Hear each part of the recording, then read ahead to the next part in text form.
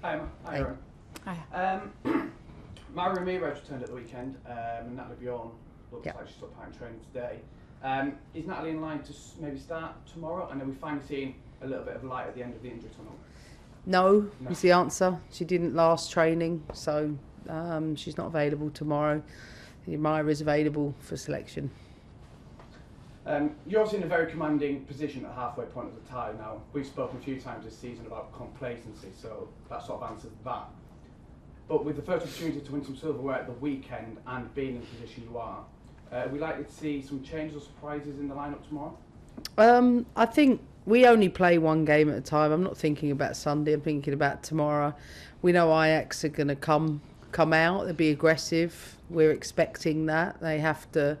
This is a competition where only one team advances, so we're prepared for the aggression from the opponent and obviously their learnings. They're a good side, and it's important for us to keep all of our focus and attention on tomorrow. Erin, you've stepped up as captain quite a few times this season. I was wondering, from what you've done this season, have you sort of learned anything from the experiences?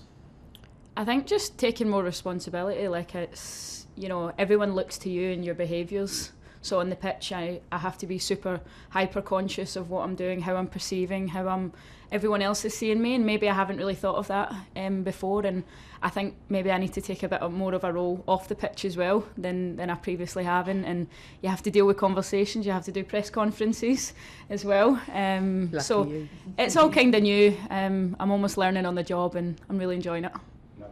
I wonder if I can ask, there's a young goalkeeper, Ava Easton, who was perhaps at fault for a goal in the Sky Sports Cup final at the weekend, and some media who we won't name initiated a bit of a Twitter pylon. Who? Yeah, I've seen Somebody who we don't need to mention.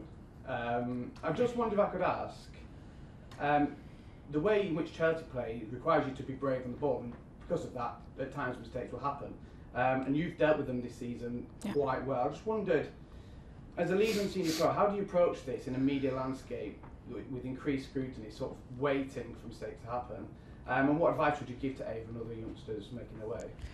I think, first of all, Ava's a terrific young goalkeeper coming through the Scotland ranks, so I think that's important to say. And one mistake won't define you. I was disappointed with a mistake that I made against Man City, and you got to get back up and show yourself again. And I think that's when more than ever you have to just find another way.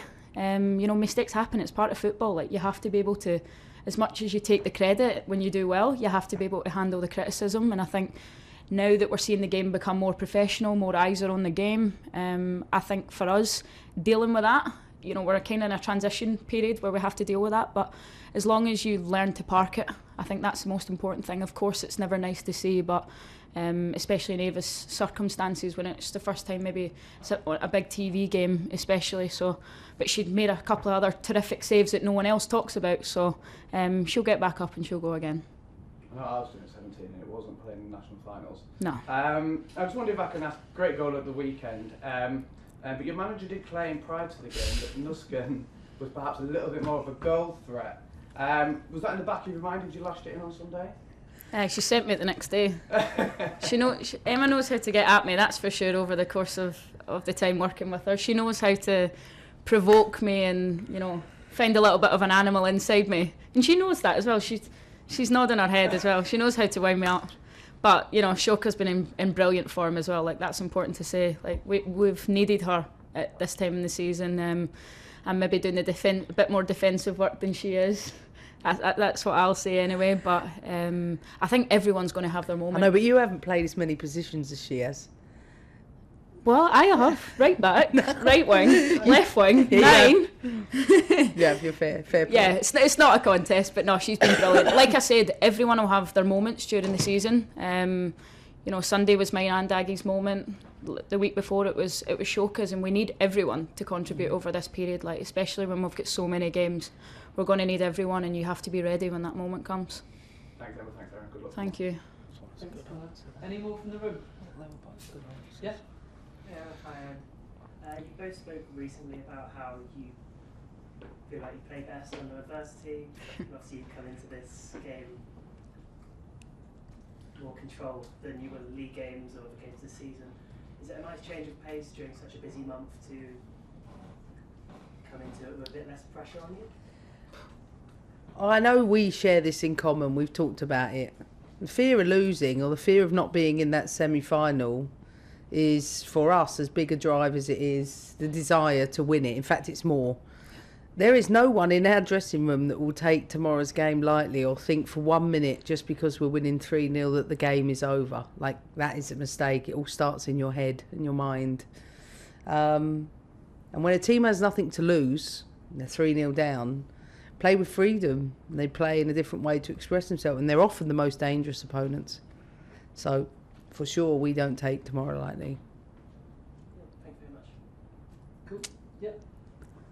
Hi, I'm Rivka, Dutch Television. I have a question for you, Emma. You've obviously had an amazing career at Chelsea so far. You've won nearly everything.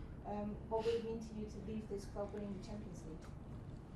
Yeah, I mean, of course, if I was able to win the Champions League in my time here, I'm sure it would be, you know, another unbelievable achievement. But I've said it time and time again, I think for my era to be defined by one competition is probably not what matters most to me. What matters most is, beyond the winning over the years, is that I will leave the shirt in a better place.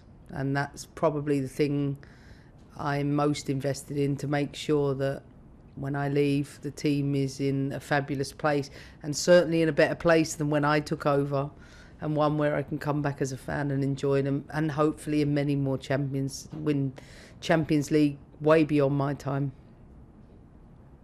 Thank you. Any more from the room before we move across to Zoom? Yep, Simon. Emma, can I just ask you about the Women's Football Review Implementation Group? It's being chaired by the Culture Secretary. What do you think that process is? Yeah, I'm glad it's got to that point. I don't know when they're meeting or what they're talking about at this moment in time, but I think following up from the Carney review, I've said many times, is critical, and I'm glad that that process has begun, and let's hope those recommendations can be taken on board by the stakeholders. Fab, thank you. Any more on Zoom? We can't see your faces, but I'm sure you're enjoying it. We'll give you a couple of seconds in case there's any burning questions. If not, Oh, such we'll a leave it shame. there. Devastated. Cool. All right then, thanks very much. Thank you. Thanks.